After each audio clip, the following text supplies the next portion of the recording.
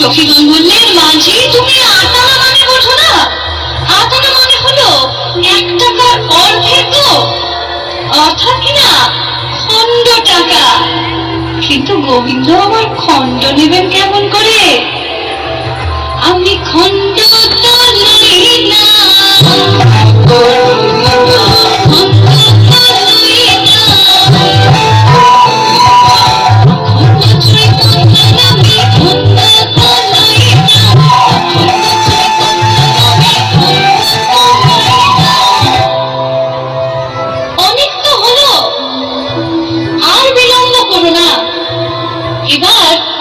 আমরা না হয় নয়না দিব হে, নয়না দিব হে, ওহে খাটে নয়না দিব, নয়না দিব হে, ওহে খাটে নয়না দিব, নয়না দিব হে।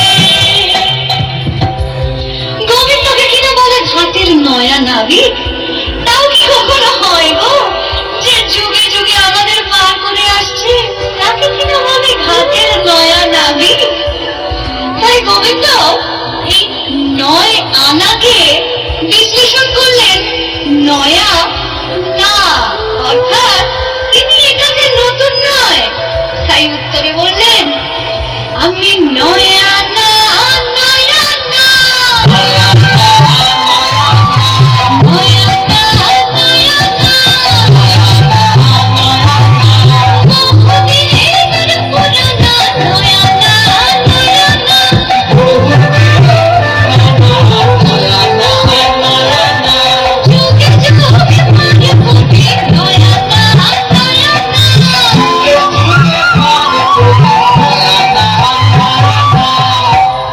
সত্যি করে বলো তো মাঝি, অনেকক্ষণ ধরে দেখছি তোমার ঠিক কি চাই, কোনোটাতেই দেখি তোমার হয় না। যাই বলি কিছু না কিছু বলতেই থাকো। এই কথা বলা মাত্র গোবিন্দ সেই কথা বললেন যে কথার জন্যই তিনি এই লীলা রচনা করেছিলেন। তিনি তার আপামর ভক্তগণের উদ্দেশ্যে বললেন, তোমাদের 16 আনা দাও না। 16 আনা চাইলেন তিনি, কিন্তু কিভাবে দেব এই 16 আনা তাও বলে দিলেন। বললেন, 10 ছয় জোরে 16 আনা দাও। কিন্তু কি 10 আর কি 6, কেমন ভাবেই বা যোগ করবো?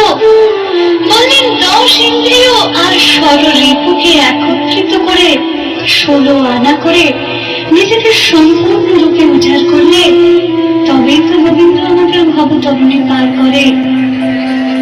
তোমাদের 16 আনা দাও না, 16 আনা